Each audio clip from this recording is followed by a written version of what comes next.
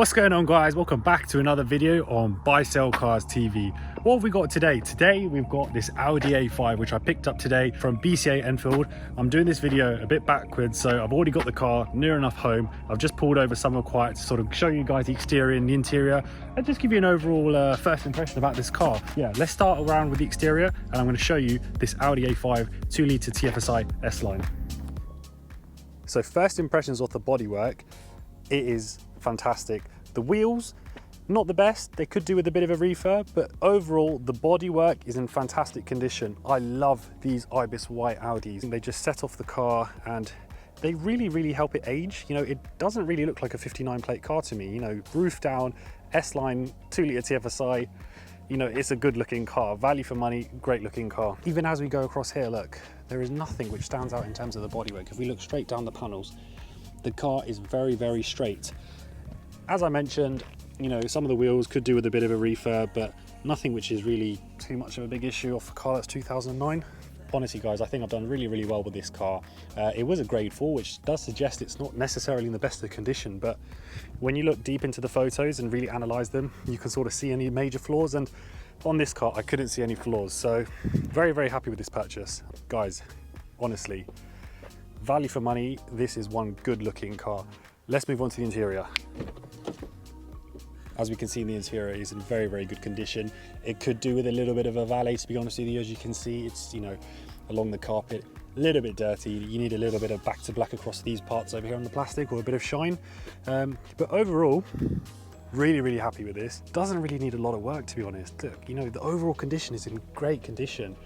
This is very common. You can get these repaired. I do know a company that can repair these, but guys, the thing is, what it comes down to on an old car is how far are you willing to go, and this is just normal wear and tear on a car that's done 70-odd thousand miles. So I'm not too concerned about that on the bolster. And even on the passenger side, as we can see, carpet is in pretty good condition over here. Again, on the bolster over here, we have a little bit of wear and tear. Nothing major at all, to be honest, guys. It's general wear and tear of a car of this age, but overall, as you can see, the condition of the interior is in fantastic condition, so I'm very happy with this one. Right, guys, what we're going to do now, I'm going to take this car back home, and what you're going to see now is my first impressions and my first drive with the Audi A5, bringing it back from BCA Enfield. So I'm going to see you in a sec. So, first impressions of this car is everything seems to be in good working order. It drives very nice. The clutch, gearbox, all feels very good. Car has only covered 76,000 miles, so it's quite a low mileage car for the age of it. It's a 59 reg, so you know, we're getting on to 11 or 12 years old now, so you know, mileage wise it's not too high for the age of the car. So what made me buy an A5? Well, I'm trying to sort of take my business into a new direction where I have sort of more higher end cars. When I say higher end, I'm not talking, you know, Ferraris, Lambos, not just yet. Maybe one day. I wanted to move into the more sort of prestige luxury cars as well, just to sort of see how things are in that side of the business, and that is the direction I want to take as well. So I thought I'll get a couple of cars into stock, A5 being one of them. Yeah, I'm really happy with the purchase, to be honest. So, you know, it's a 2009 A5 2-litre TFSI petrol. It's an S-Line model as well. It's in my favourite colour, Ibis white. I love these Audis in Ibis white. I think it really sets off the car properly nice. It reminds me of a car I used to have. So quite a few years ago, I used to have an S5, which was exactly the same, Ibis white. That was a black edition. It brings back a lot of memories being in this car, to be honest. And they've really aged well when you compare this to its competitors. You know, like a 3 Series E90, E92, E93 from that year. This is much more modern than its competitors. I think even if you look at the Mercedes E-Class of that era, the interiors were really dated. So this was way ahead of its time. And you know, it had the LED lights at the front, which was sort of quite a new thing. You know, it was first seen on the R8s. So it was a really cool car when these come out. I still remember when these cars come out, I absolutely loved them. Like, I was only a little kid, but like, I absolutely love these cars. And still now, I still think they're really good looking cars. Value for money, it's a good head turner. You know, if you want to buy a car for less than 10 grand, enjoy yourself in summer, this is a really good car. 2-litre TFSI, it's a good reliable engine. It's got enough power, 200 odd horsepower.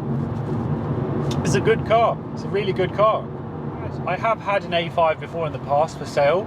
I had a silver black edition, which was the facelift model, so it was 2012 car.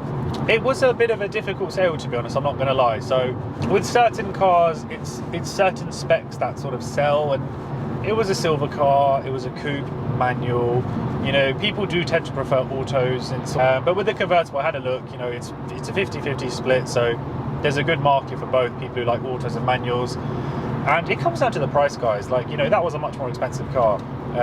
This is probably going to hit the market around 8,495, something along those lines, maybe slightly lower. I haven't quite decided yet, but it's around that sort of price I'm going to go for. Once I've had everything checked over and I'm happy with everything, then we'll sort of assess the final price. But we're going with around 8,500. So I thought I'd try something a bit different. And, you know, I like these cars. These are cars which, you know, I have a passion for cars, and when it comes to things like these, performance cars, prestige cars, you know, I really have a keen interest in them, and I feel like a lot of my knowledge is on those cars just from a passion. And so in that respect, guys, you know, I think me taking this step and moving towards sort of more a new branch to the business, shall I say, you know, where I'm going to sell a different type of cars, yeah, is an exciting step for me. Do I think this will be a good seller? On paper, 100%, I do think this should be a good seller. It's in the right colour, in the right spec, good mileage, it's got full service history. On paper, it should fly out the door.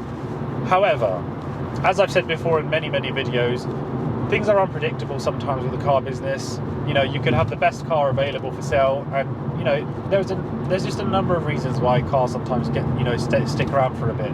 But it comes down to the price you pay for a car and the risk you're willing to take. Now, I bought this car obviously less than 8,495, so I don't want to sit on the car for a long time, because it's all about, it's a numbers game. You know, you want to be churning cars over. So, you know, if I can sell this car within, you know, 3 months, I'm very happy.